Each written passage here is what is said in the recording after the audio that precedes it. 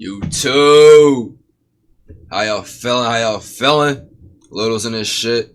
Tonight we trying something different. We're reacting to 4 most disturbing YouTube rabbit holes. I'm feeling a little spooky tonight. Wanna watch something scary. I got the lights off too, so I can really feel this shit. Let's get into it. At first glance, it seems like just another... Hold up. Story 1, Rick Souls Park. I hope this shit really not scary, bro. There's a YouTube channel called Briscoe Park, and at first glance, it seems like just another urban exploration channel. The videos start with someone recording as they explore various abandoned locations at night. The eerie high quality of the recordings are so good, it immediately pulls you in. At first, the video makes you think it's just a regular night exploration. But the more you watch, the more you start to notice strange, unsettling details lurking just out of sight. Fuck no! When you start watching more of the channel's videos, it becomes clear that something much more mysterious is going on. These aren't just eerie explorations. You start to realize these videos quite literally need to be deciphered. At the very beginning of the first upload, you'll notice the word barrel. And if you read the description of the video, it says, "Submission statement, barrel mostly contained. Minor disturbances detected. Follow-up not required." Then roughly 2 minutes into the video, you see a barrel, and if you pay attention closely, you'll notice a series of letters and numbers quickly flash on the bottom of the screen. Now, here's the strange part. If you type the code in on Google search, it takes you to a CIA website. What the fuck? When you go to the site, you're met with a CIA document that was declassified in 2014. When you scroll down, you see the mysterious text saying, "Is ours only one of 3 universes?" which is linked to Project Stargate. The Stargate project was a secret US government program that investigated psychic phenomena, particularly remote viewing, which was the ability to see distant locations using extrasensory perception. It was funded by the CIA and other US government agencies aimed at gathering intelligence during the Cold War. Also, at the beginning of the video, you see the word source, followed up with 1310-73-2. If you type that in on Google, the search brings up sigma aldrich sodium hydroxide, which is highly corrosive and very dangerous to humans, and is most likely what's supposed to be in the barrel. But I can't figure out the connection between this barrel and Project Stargate. What the fuck was that shit moving in the beginning next of the video though? Tape 5, the description says submission statement. After further review, I was being watched, follow-up not required. And later on in the video, you can see he was indeed being watched by some creepy figure. Fuck no. I would've left. Tape 6 is one of the most insane videos I've seen in the channel's collection. The person behind the camera is looking at old pictures on the wall when he suddenly runs out of the house.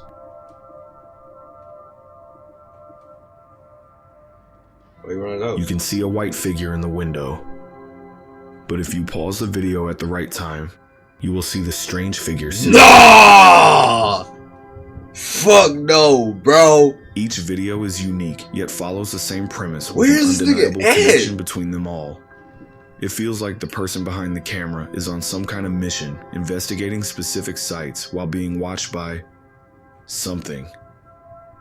The deeper you go, the more questions arise. Who is this person? What are they looking for? And what exactly is following them?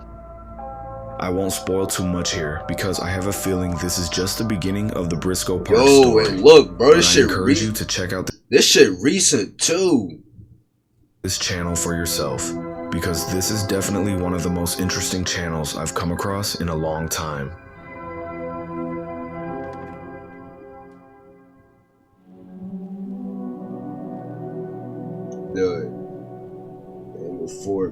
In June of 2018, a man named Alan Tate who lived in Ammanford, Wales, posted something disturbing he and his wife discovered underneath their home. The post read, "Back in June 2018, we were up late working, and I went to make a coffee when I noticed there was an odd noise coming from the empty house next door. It was around 2:30 in the morning, so we went into the alleyway that separates our house from the one next door. We could hear a machine running for around 10 minutes, then the machine would pump something into the drain. We lifted the drain cover, and the fumes were very strong. Our eyes watered, and our noses started running instantly. We left the cover off and watched and listened from an upstairs window. We watched and listened for 30 minutes, and the machine would run and then pump a strong-smelling liquid into the drain. In the 30 minutes we watched, the cycle was repeated 3 times. The fumes were very strong, so we closed the drain lid. We reported the incident to the police, but they were not interested. So we bought a recorder on eBay and made recordings from different places until we were fairly sure where the noises were coming from. The noises seemed to come from underneath our basement. Alan then dug a 1.5 meter hole in the basement where the sounds were most pronounced and left a recorder inside, and what he recorded next was absolutely terrifying.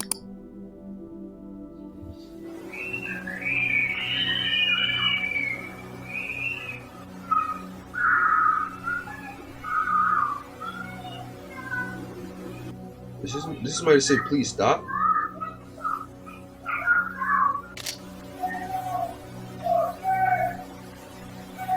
What the fuck? This nigga basement connected to hell.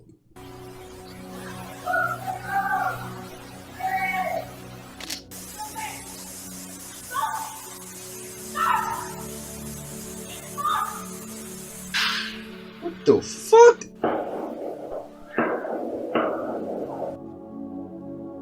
According to Alan, the audio captured the screams of women and children coming from under his home. Children? Notably, the recorder placed outside his home did not pick up these noises, confirming that they originated underground. The disturbances were so severe that Alan Tate and his wife eventually refused to stay in their home. Instead, they put the property up for sale and have been living in their camper van since 2018. Bro, if I found out my basement was connected to hell, bro, I would have moved, bro. When Alan reported the issue to the police, he claimed they offered little to no assistance, prompting him to share his story with various news outlets. He then created a YouTube channel where he uploaded the eerie recordings of the unsettling noises captured from beneath his home. Over the next several months, he continued to leave the recorder in the basement to capture the strange sounds and voices. But most of the audio he recorded is just too disturbing for me to play here on YouTube. Alan believed there was an extensive network of tunnels beneath the town of Ammanford, with part of it running under his house.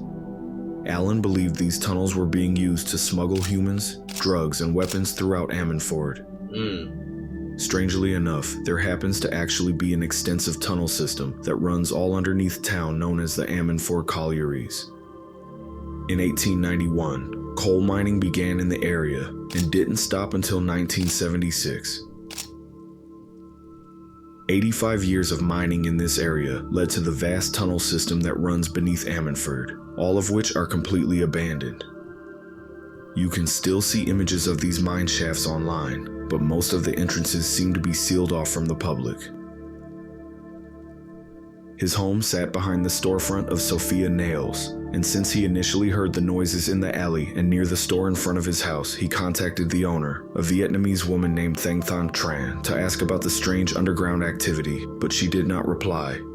And from here, the story takes a very compelling and disturbing turn. Thanh Thanh Tran, who is now the director of T's Nails and Spa in Swansea, is married to Quang Lam, who is the leaseholder of Heaven Nails. Here's what's crazy. In September 2018, Quang Lam was arrested along with 22 others in a major police raid targeting one of Wales' largest illegal cannabis operations. The investigation uncovered at least 15 cannabis factories and more than 30 storage facilities across Wales linked to the gang. This operation mainly involved Vietnamese nationals smuggled into the country and exploited young workers who were lured with promises of jobs at nail salons, only to be forced into dangerous unpaid labor in drug production. Quang Lam eventually received a 5-year prison sentence.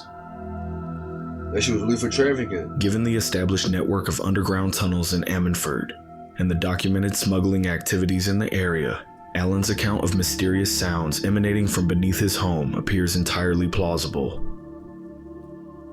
As Alan's story began to capture public attention, he was contacted by Gareth Edwards, one of the co-owners of Sophia Nails, who urged him to stop linking the noises to the area behind the store and asked where the tunnel entrance was. Alan even used sonar to locate the tunnels. Here's a recording of the conversation they had. These tunnels, I mean, have they given any, where do they run? How far, and would you say, have you got any info on that? They go from the back of the building, well, they go from the side of the building to what appears to be underneath your bit, somewhere across the front. There appears to be two parallel ones. And how accurate is this, the sonar thing? What are we getting on it? Right, the sonar is accurate in as much as it will tell you depth. So I know the depth of the base, but I don't know how high the tunnel is. You can see people, you can see a person anyway, going through it, yes you can, but you can't tell whether it's a tunnel that they've crawled through or a tunnel that they're walking through. Where are they getting in? So I told Gareth where the entrance was, but I kept it to myself. I didn't tell anybody else. He told Gareth that he believed one of the tunnel entrances was located in an overgrown garden next to Sophia Nails. Shortly thereafter, someone cleared out the overgrown garden. A photograph of the garden taken by Alan revealed a set of displaced bricks in the wall, hinting that a hole was once there and was now poorly covered up. Alan then shared a very compelling video he recorded from the hole he dug in his basement. It shows light filtering through a crack, potentially from the tunnel where the mysterious sounds originated. Right, shine it right where we are. Come a bit more to the left. Let me see, turn light off here. Let me see, best angle is to get it. Right, pass me a torch. Oh wait a minute, I've got my own one yet.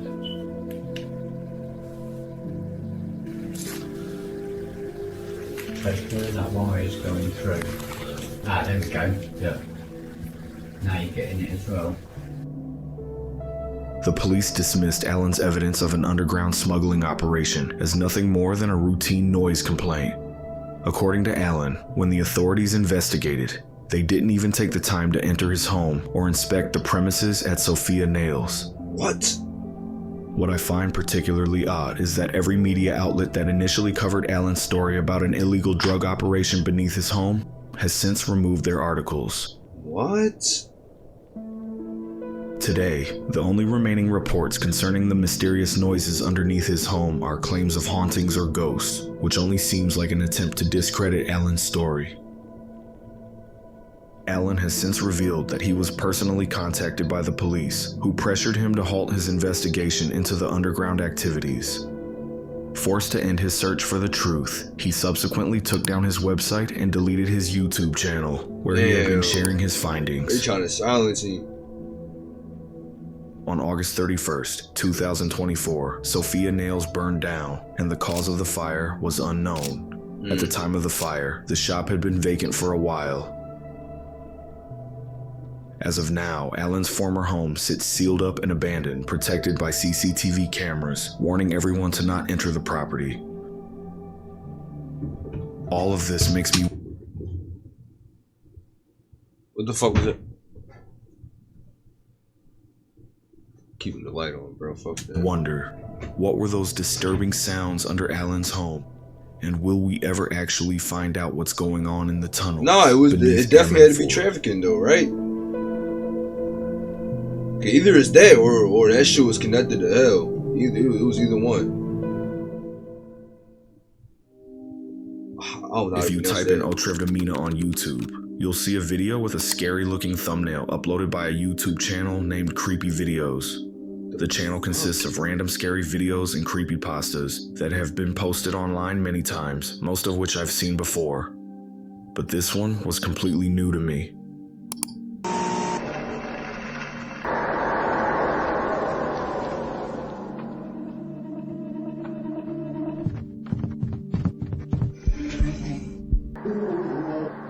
The fuck?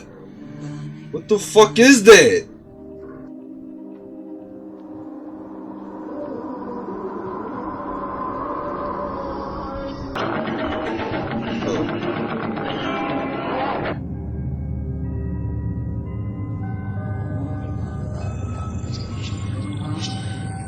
What the fuck? Is that a kid?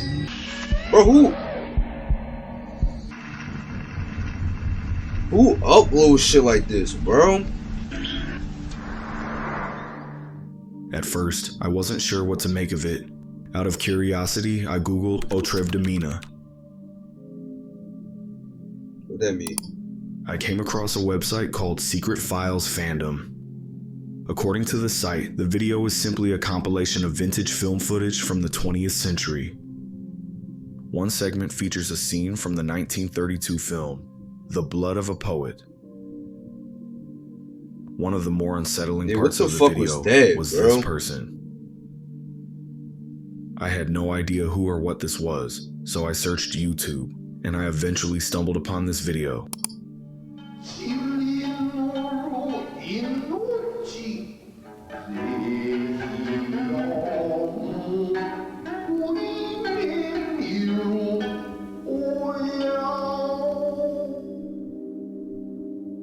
It turns out it's footage from a famous Japanese dancer named Kazuo Ono. He was the founder of the unique Japanese dancer, bro. Who's watching that? Who's watching that dancer? Style called Buto, and this is him performing his piece called The Dead Sea. The video was originally uploaded on May 25th, 2011 by a now deleted channel named Japan Pride 1000. But someone made a re-uploaded version of the channel that contains some of the original videos in case you're interested in seeing more. Francine Dancer. 14 years ago, a YouTube channel under the name Francine Dancer began uploading a series of strange videos featuring a woman dancing with a creepy, uncanny-looking mannequin. Bro, fuck no, bro. Like, these type of people really be fucked up in the head. Like,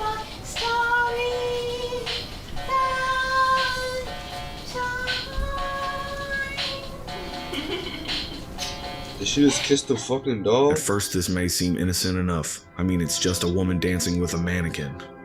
However, a disturbing post emerged on Reddit explaining those familiar with Francine's story claimed that this wasn't a mannequin at all, but rather the mummified body of her deceased partner. What? According to Reddit, Francine Dancer was once a rising television performer, known for her eccentric acts alongside her beloved partner. Together, they created a unique show that, while unusual, had a dedicated following. But when her partner passed away, everything fell apart. Their show was canceled, and with it, Francine's lifelong dream of becoming a star was shattered. Unable to cope with the loss, she made a desperate decision and stole his body before it could be buried and brought it home. What? There, she preserved him as best as she could, refusing to accept that their time together was over. In her mind, the show had to go on. She began filming videos for a YouTube channel, dancing with what appeared to be an uncanny, lifeless mannequin. To her, nothing had changed. They were still performing, still together. For years, the unsettling videos went unnoticed, just another odd corner of the internet. But when stories began to spread about the mannequin's true identity, the truth unraveled. Police eventually intervened, uncovering what Francine had kept hidden for so long. The body was recovered, and Francine was taken into custody, and her tragic obsession finally came to an end. Stop showing that shit all close, bro. Now, obviously this story sounds fake. Like, however, things took an unexpected turn when someone posted a link to a TV show made in 2001 that showed Francine performing with her drag queen girlfriend, named Crystal. Crystal's tall, slender build was strikingly similar to the mannequin seen in Francine's YouTube videos, right down to the hair color and length. This discovery seemed to add credibility to the chilling story, prompting people on Reddit to investigate further, and it turns out the story is fake. Francine Dancer was a familiar face on Hollywood's public access television, captivating audiences in the 90s with her bizarre dancing and singing routines. She not only performed on TV, but also did interviews and performed at various local bars, which helped her become wildly popular in the 90s. One of the most memorable parts of her act was a peculiar mannequin she used on stage, a prop she affectionately named Starry Dancer. Oh, it's not real. The videos she made were never meant to scare anyone. They were simply a continuation of her offbeat, quirky performance art.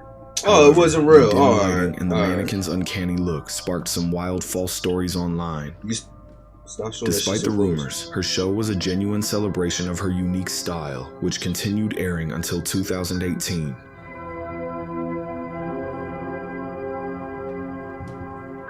It wasn't real. Alright, that's about it.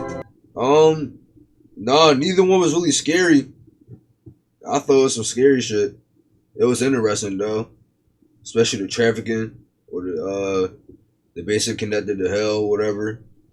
Or the first one, the tapes. The tapes.